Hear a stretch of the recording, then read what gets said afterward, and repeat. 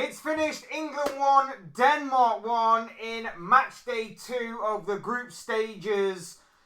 An absolute dismal and disappointing display by the Three Lions. Hey guys, welcome to the channel. Welcome to another video. Today's video is obviously going to centre around the instant match reaction to England dropping points to Denmark in the group stages. Gareth Southgate's side slumped to a 1-1 draw. And it's safe to say it's not a happy draw. It's not a happy performance. It's not an unlucky performance. It's not an unfortunate performance. It was a depressing, embarrassing, boring, frustrating performance by England all around. And the common factor is that as much as we can go into the details of this player and that player and this player and that player, the common thread is, as I've been saying for a number of years now, Gareth Southgate is simply not good enough to be the England manager to coach and manage a team full of quality, full of talent. It's just not possible to fit his philosophy in or his ideas onto this team because his ideas are stupid and they don't work. We're going to get more into it, but without further ado, we'd like to remind you all to please like the video and also subscribe if you're new. Both things are always and forever greatly appreciated. Get involved in the comment section. Let me know what you guys thought about the game. Your thoughts, comments, opinions, predictions, feelings, whatever you want to call it, will make for great and interesting reading, I'm sure, down below. But without further ado, let's go on with the video. Let's talk England 1, Denmark 1. First of all, congratulations, Denmark. 1-1 draw. You know, it's not a win, obviously, but it does put them in good stead to qualify, especially with Serbia coming up in the final group game. It does put them in a decent performance away from obviously making it into the knockout stages. Fair play to Denmark. But for England, abysmal. Right the way across the pitch. And again, it's very similar to the Serbia game. England go 1-0 up very early on. Brilliant play from Kyle Walker. His deflected cross is met by Harry Kane with a proper striker's finish. Sticks it in the back of the net and you're thinking, great. England are 1-0 up. We hopefully have learned from our last game not to sit back deep. We're going to go and we're going to press and we're going to kill the game off. No. Instead, what happens is the same thing happens again. We sit deep, we sit back, we sit back, we sit back, we sit back. We can't get out when we have the ball. We can barely string 2 or 3 passes together. Yes, the pitch is atrocious, but that is no excuse for any side. And would you know it? We concede. Shocking! We concede any sort of pressure on this England team and we crumble because Gareth Southgate doesn't know how to manage. When you go 1-0 up, normally, unless you're the underdog, most teams, if you're in the favourite position, go on the front foot. They go on the offensive. They try and kill the game off. Gareth Southgate, on the 18th minute of England taking the lead, decides, we'll just grind out a 1-0 win from here, boys. We've got 70 odd minutes. Just sit back and we'll grind out a 1-0 win. What the hell is going on? What the hell is those tactics? What the hell am I watching? It's embarrassing. It really is. And, you know, it was a great goal by Denmark. Fantastic play. They obviously win the ball back from a misplaced pass by Harry Kane. No one within 10 yards of the guy. I'm really sorry. I don't remember the guy's name who scored. But it's a brilliant strike from him. It's another cracking goal. I've got to say, the goals that have been scored in this tournament, some of them have been absolute quality. And if that's only going to continue from this point forward, picking out the goal of the tournament is going to be extremely difficult. But it's a fantastic goal. Pickford, no chance. Poor defending once again by England. From there, it's boring, it's dull, England do nothing, Denmark probe and they force England to making some mistakes. They just can't beat Jordan Pickford, they just can't quite get that final shot on target, make that killer pass, and in the end, both teams have to settle for a point apiece. Let's get some of the elephants out of the room, shall we? First one, Trent Alexander-Arnold. Obviously, I'm a Liverpool fan. I want to see him do well. I feel like he's being scapegoated. He's being hung out to dry by Gareth Southgate. He is not a central midfielder. I have said that time and time again. He is not a central midfielder. I feel like in certain situations it could possibly work. And today was not one of the games where it worked. I felt like it could have worked in the Serbia game. It didn't quite work there. But the more and more that I'm seeing of it, the more and more I'm understanding why it doesn't work. Because Gareth Southgate is not using the team around him to Trent's full abilities. Let's look at Trent Alexander-Arnold. Let's look at his strengths. His strengths is passing. Long-range passing at that. Springing defence into attack after winning possession. That is what Trent's best attribute is. The amount of times that we've seen him play for Liverpool and Liverpool win the ball back and they give it to Trent and Trent just springs a lovely diagonal pass for in what used to be Sadio Mane, for the likes of Mo Salah down the wing, for the likes of Luis Diaz on the other side, for the likes of Darwin Núñez to run onto, whoever it may be. Trent does that in his sleep. What happens in this England side is that they win the ball back, they give it to Trent, and Trent's got no runners. Phil Foden is playing so narrow, there's no one on that left wing for him to spring a pass to. Bukayo Saka's sat so deep, he can't spring a pass to the right-hand side for Saka. He's got to either play a little one to Saka and then got to play around with it a little bit at the back on that right-hand side, or he just has to kind of kick it into space for someone to hopefully run onto. And Harry Kane is being sucked so deep into the midfield, he might as well be back at Tottenham. He might as well be back at Tottenham with how deep he was playing in that game.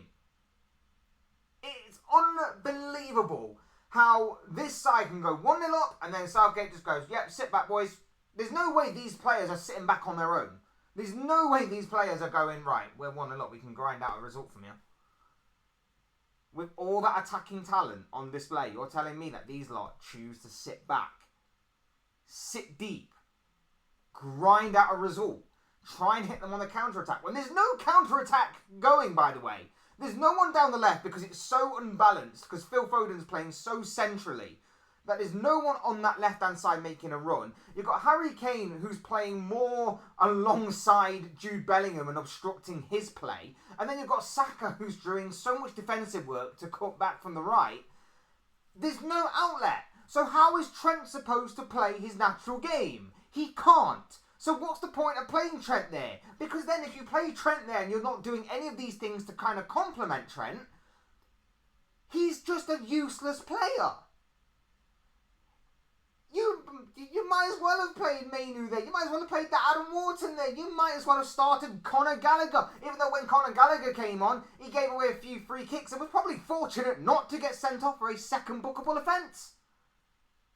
It makes no sense why you would leave Trent to hang out and dry. Just admit that you were wrong, Southgate. Just admit you were wrong in trying to get Trent to play in central midfield. It doesn't work.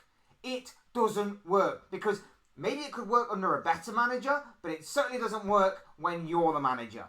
Simple as that. It doesn't work with Trent in this midfield system, with your system. It doesn't work. Talking of square pegs in round holes, Phil Foden, I already previously mentioned him, playing centrally. He was a lot more effective in this game than he was in the Serbia game. I actually didn't forget he was on the pitch. But he wasn't great either. He had a good opportunity in the first half, and then after that, he kind of got a bit greedy. There was one moment where he took on about 2 or 3 players in the Denmark team. He should have just slid in Harry Kane for a simple finish around the goalkeeper. And yet he was too greedy and decided to have a shot. Foden on that left-hand side doesn't work because, again, he's playing centrally. Guess who's also playing centrally? Jude Bellingham. Jude Bellingham was non-existent tonight. But I'm not surprised Jude Bellingham was non-existent tonight because he's got Harry Kane in his area. He's got Phil Foden in his area. He's got 2 of his own teammates playing in that area, congesting that same area because one's being dragged so deep and the other one's being dragged into midfield because he's not really a winger. He likes to play in the centre where he's got a bit of a free role. It's no wonder why Bellingham was not in the game. It's no wonder. And then in the second half, he throws on Eze. Now, I like Eze. I am very excited to see Eze play. But there was no change there because Eze again was playing so centrally because he's not a left winger. Guess who is a left winger? Anthony Gordon. Guess who could have held the wing to cut inside? Anthony Gordon. Guess as well who he brings on instead of Harry Kane? Ollie Watkins. And Ollie Watkins actually showed intent of going forward and breaking the line and going beyond the back four. We had no one at that point to play them kind of passes because Trent Alexander-Arnold and Harry Kane, the ones that probably could play those passes in behind the defence, went off. I'm baffled. I genuinely, this might shock a few people, right? But I genuinely don't think Southgate knows what he's doing. I genuinely don't. Trippier at left back. Denmark tried to target him a little bit more in this game than what Serbia did. Didn't think he had that bad of a game, to be honest. But again, it's not so much the defensive talent. We know how good he is defensively. It's more going forward. It's more how unbalanced we are with no threat down the left at all. No threat down the left at all because Foden's narrow. Declan Rice isn't going to go out there. Trippier's not going to make gut-busting runs to go down that wing. So instead, we're left so unbalanced in that kind of area. We've got no outlet to play the ball to. And then the biggest square peg in the round hole, Gareth Southgate, who should be managing maybe a team like Bromley. Is that maybe an insult to Bromley? I do apologise if that is kind of an insult to Bromley. Than an England side that is full of this amount of talent, this amount of quality. It makes... Look, everything he did tonight made absolutely no sense. Putting Jarrod Bowen, I like Jarrod Bowen again. I don't think he's as bad as what some people say he is. I like Jarrod Bowen.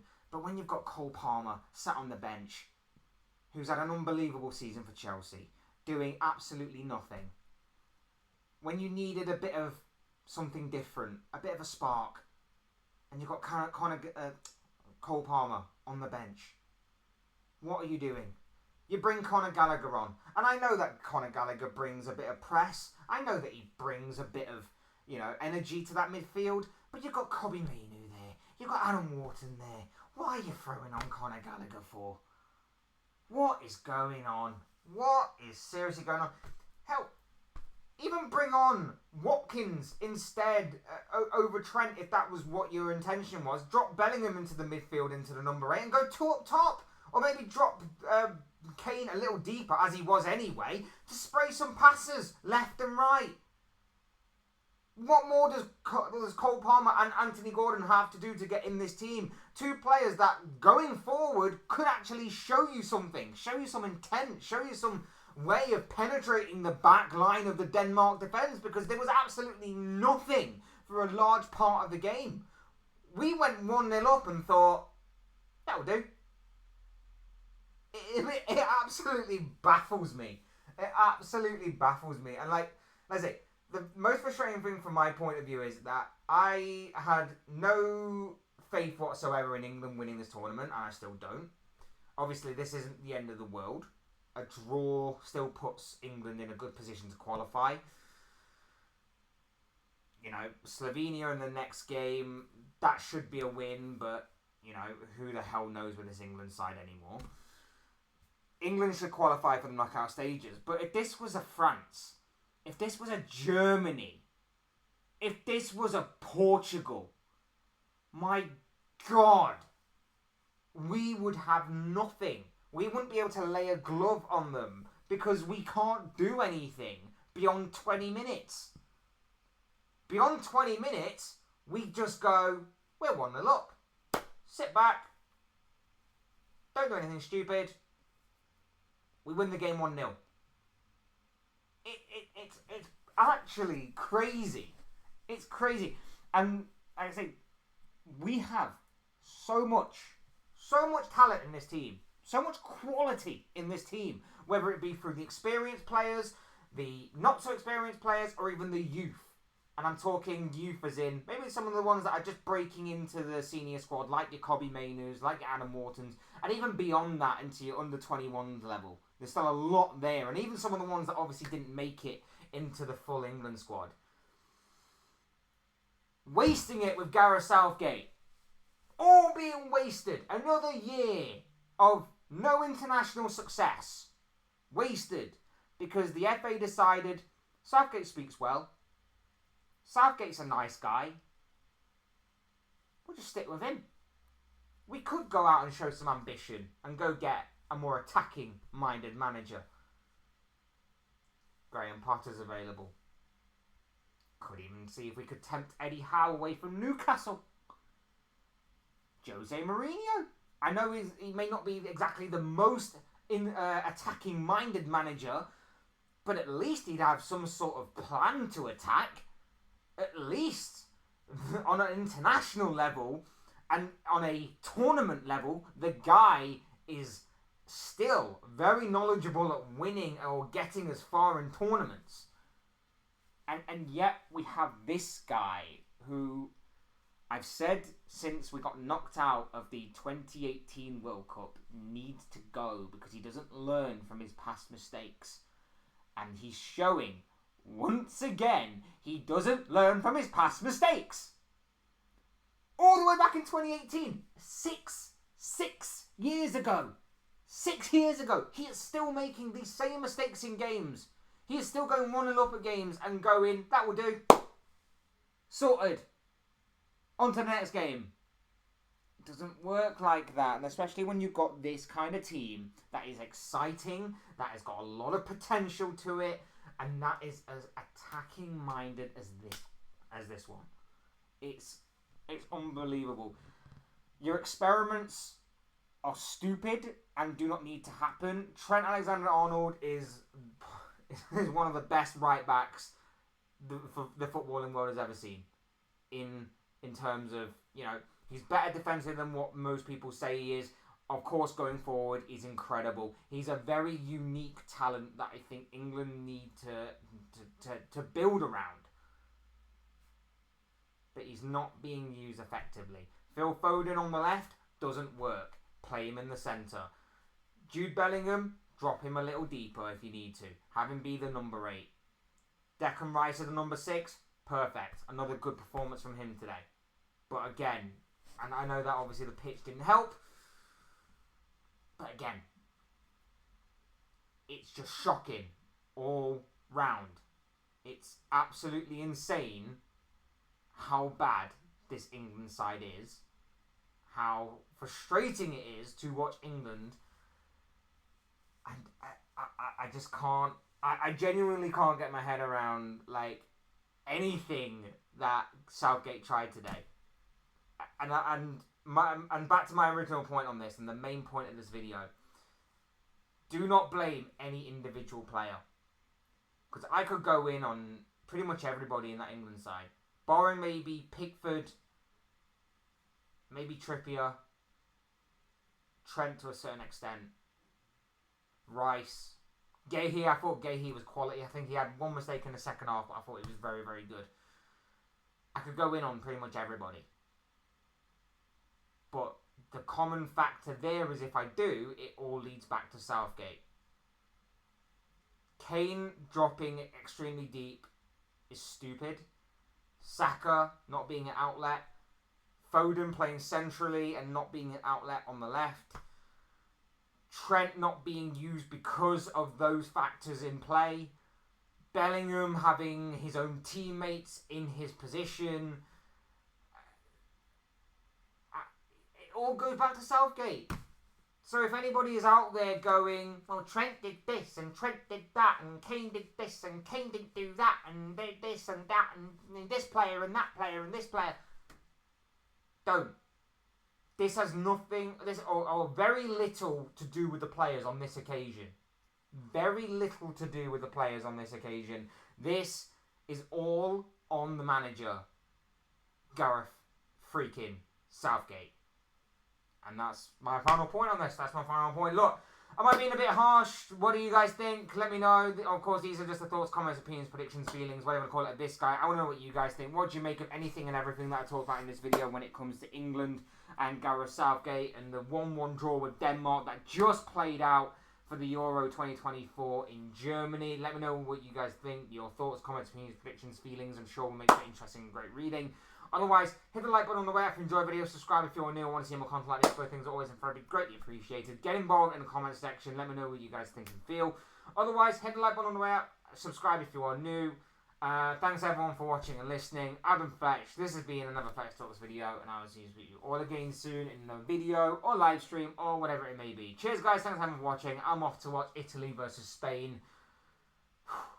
That should be a cracking game, to be fair, and obviously very much needed after the horrific 90-odd minutes that we're never getting back. Take care, everyone. See you all again very, very soon. Peace.